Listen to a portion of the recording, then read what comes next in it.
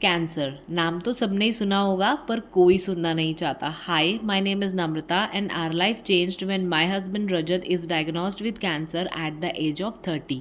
सो last vlog में मैंने आपको बताया कि कैसे जनवरी से लेके अप्रैल तक बहुत सारे अलग अलग सिम्टम्स के साथ में बहुत अलग अलग डॉक्टर्स को दिखाया, बहुत सारे टेस्ट कराए एंड मई में हमें पता लगा कि इनको टाइफाइड है। तो टाइफाइड जब होता है तो आपको हाई फीवर होता है, ये हमने मान लिया था कि ये टाइफाइड है और मेडिकेशन से ठीक हो जाएगा। तो हमने पूरा का पूरा टाइफाइड का कोर्स किया, बट उसके बाद भी एक दिन ऐसा आया जब रात को 11:30 से 12 बजे के अराउंड इनको हाई फीवर हो गया 103 एंड ये बहुत ही ज़्यादा हीटअप हो गए थे।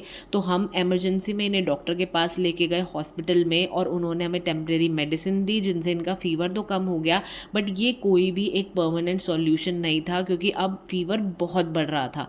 फिर हमें किसी ने एक बहुत ही अच्छा डॉक्टर रिकमेंड किया। जब हम उन डॉक्टर के पास में गए तो उन्होंने हमारे पहले जो छोटे मोटे टेस्ट थे उनकी रिपोर्ट्स देखी, तो उन्होंने हमें बताया कि आप और आगे सीटी स्कैन वगैरह भी करा के आओ क्योंकि मुझे जो आपकी रिपोर्ट्स हैं वो सही नहीं लग रही हैं। मैं और अच्छे से जानना चाहता हूँ कि आपको क्या प्रॉब्लम है। फिर हमने और टेस्ट कराए, हमने सीटी स्कैन कराया, हमने और भी 3-4 ऐसे टेस्ट कराए जिनकी रिपोर्ट्स आने में 2 से 3 दिन लगने थे। उन बीच के दिनों में हमने सिर्फ और सिर्फ डोलो से काम चलाया। इनको रोज़ 102 103 फीवर हो जाता था। हम बहुत ज़्यादा डर जाते थे, बट फिर भी हम रिपोर्ट्स का वेट कर रहे थे।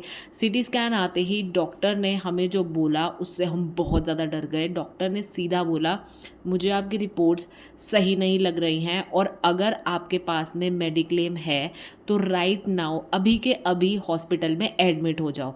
ये सुनते ही हमारी हवा निकल गई। बहुत ज़्यादा डर गए हम कि डॉक्टर इतनी बड़ी बात बोल रहे हैं कि हॉस्पिटल में एडमिट हो जाओ, कि मतलब एक फ़ीवर इतना ज़्यादा खतरनाक भी हो सकता है कि हमें एट अ टाइम हॉस्पिटल में एडमिट करने को बोल रहे हैं। तो हम बहुत डर गए।